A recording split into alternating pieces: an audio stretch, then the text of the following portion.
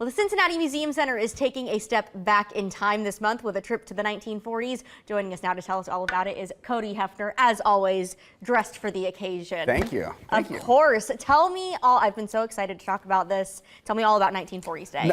1940s Day is awesome. It's like historic dress up. I know Renaissance Fest, the Renaissance Fair and everything is coming back. This is like Renaissance Fair for people who love the 1940s. I love it. And big band music, the chrome and classic cars, World War II, all of that stuff like just pops in Union Terminal. And we were talking before, what's amazing is you don't have to decorate the building at all. You don't have to do anything different. You just close your eyes, turn around, and there it is. You feel like you're in the 1940s. Union Terminal was quite literally made for an event like this. Yes. I understand there's lots of different ways for people maybe who don't know as much about the 1940s for them to kind of get immersed into that world, take a step back in time. Yeah, beyond our standard exhibits that we have that kind of touch on those things, and of course our partners at the Holocaust and Humanities Center and the work that they do, our curators are going to be pulling items out of their collections to show off.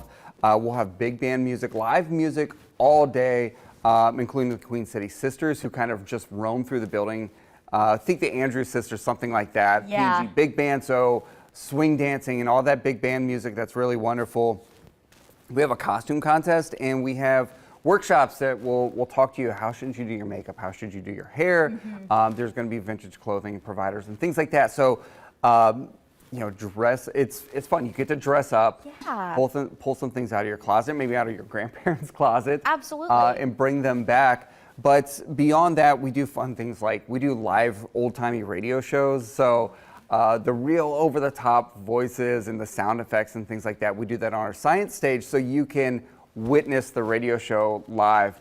And we script those custom. The team has a lot of fun with it, and they do a really great job. Yeah. And with our Create Culinary Studio, we're also able to infuse some of that 1940s food and what was very popular at the time, play with Spam and things like that a little bit.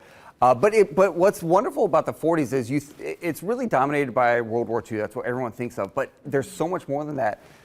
Things as simple, silly putty was invented in the 1940s. It was invented in 1943 as they were looking for rubber alternatives, and they come up with silly putty. So we have a group coming in that's going to show you how to make your own silly putty, things that you just never think of. Right, and I love that there's really something for everyone. Even if the 1940s in general isn't your thing, you're not like a history nerd like me, you can find something at this event that relates to something that you enjoy. I absolutely love that. We were talking about the fashion Hawaiian shirts were started in the 1940s. I love all of those little things that you just like don't think of at first when you think about an era like that. Yeah, and what's really special this year, this is the 80th anniversary of the end of World War II and the events just days after the official end of the war.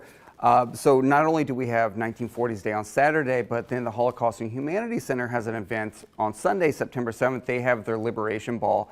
This is a tradition that the Holocaust survivor community here in Cincinnati started, and they're bringing it back to have kind of this big gala on Sunday. So if you want to kind of take that next step for 1940s Day and make it a full weekend, the Liberation Ball is a great way to do that. But the Holocaust and Humanities Center, they're getting involved. Otherwise, they're going to have Holocaust survivors and children of survivors telling stories and giving those lectures. Because Union Terminal, not only did a fifth of every American soldier who served pass through Union Terminal, but the liberators who liberated concentration camps, the survivors of the Holocaust who arrived in Cincinnati, came through Union Terminal and began their new lives here. So the building, the setting is just so iconic for this event, but it's a ton of fun too. I think that's what makes this event so extra special, is that you're truly stepping into history because you know everything that has happened in that building, in this place. So I think that just, I'm so excited to see it. I want to be there. It looks like it's going to be a great time. Cody, as always, thanks so much for coming in and sharing about it. Thanks, Of course. Anna, we're going to send things back over to you for a check on the weather.